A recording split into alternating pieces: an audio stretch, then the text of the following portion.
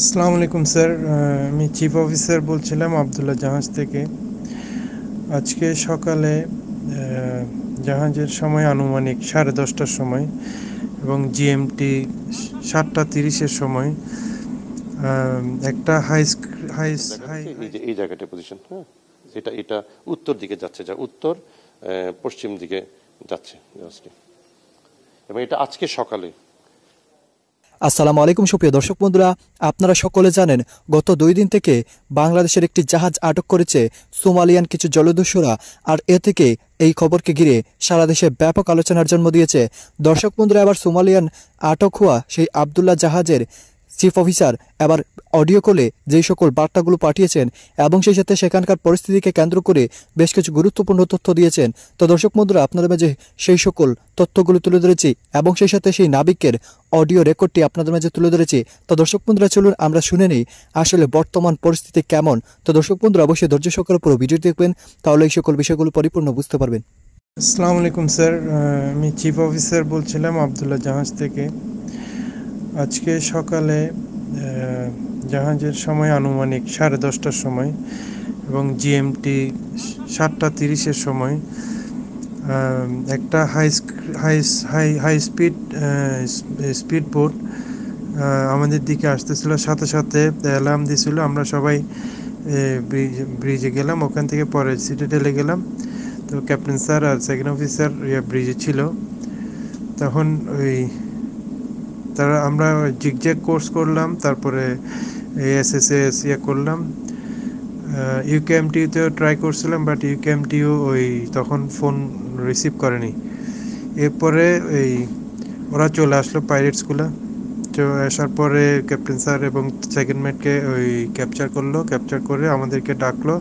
তো আমরা সবাই আসলাম। এসে তো আমাদেরকে ওরা খুব কিছু গোলাগুলি করলো। তারপর আমরা একটু ভয় পাইছিলাম, সবাই ব্রিজে বসছিল। এমনি কারো গায়ে হাত তুলেনি, সেকেন্ড অফিসারকে হালকা একটু করছে।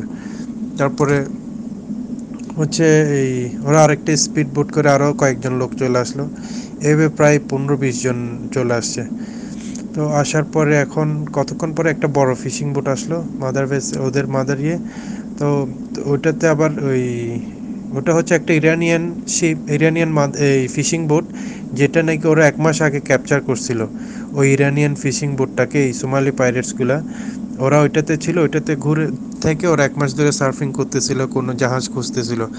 তো আনফর্চুনেটলি আমাদের জাহাজে ওরা আসলো। এখন ওই ইরানিয়ান ফিশিং বোটকে ওরা রিলিজ করে দিবে। তো ওই ফিশিং বোটে আবার ফুয়েল শেষ হয়ে গেছে। তো আমাদের থেকে ওরা ডিজেল নিচ্ছে।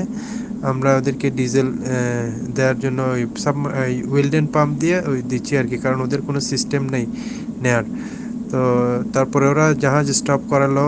জাহাজ আমরা সেকেন্ড ইঞ্জিনিয়ার আর থার্ড ইঞ্জিনিয়ার ইঞ্জিন রুমে গেল, গিয়ে ওরা সিস্টেমেটিক্যালি স্টপ করছে। জাহাজের কোনো এখনও পর্যন্ত আল্লাহর রহমতে কোনো ক্ষয়ক্ষতি হয়নি, এবং আমাদেরও কোনো তেমন ক্ষয়ক্ষতি হয়নি। বাট ভয়ে আছে আর কি, সবাই একটু ভয় পাচ্ছে, ভয় দেখাচ্ছে। আমাদের জাহাজে অ্যাপ্রক্সিমেটলি 20-25 দিনের প্রভিশন আছে স্যার। আর হলো 200 মেট্রিক টন ফ্রেশ ওয়াটার আছে। তো আমরা অলরেডি বলছি ফ্রেশ ওয়াটার একটু সেফলি সবাইকে ইউজ করতে।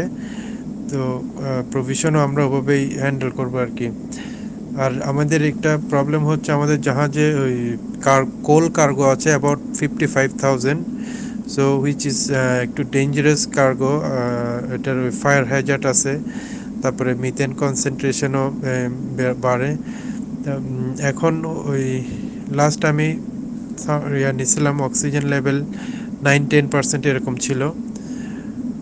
আর এটা একটু রেগুলার মনিটরিং করতে হয়, ইনক্রিজ হলে। রাকিব, অপহরণকারীরা কি মুক্তিপণ দাবি করেছে? জিম্মিদের বিষয়ে সবশেষ কি কি তথ্য আছে জানাবেন।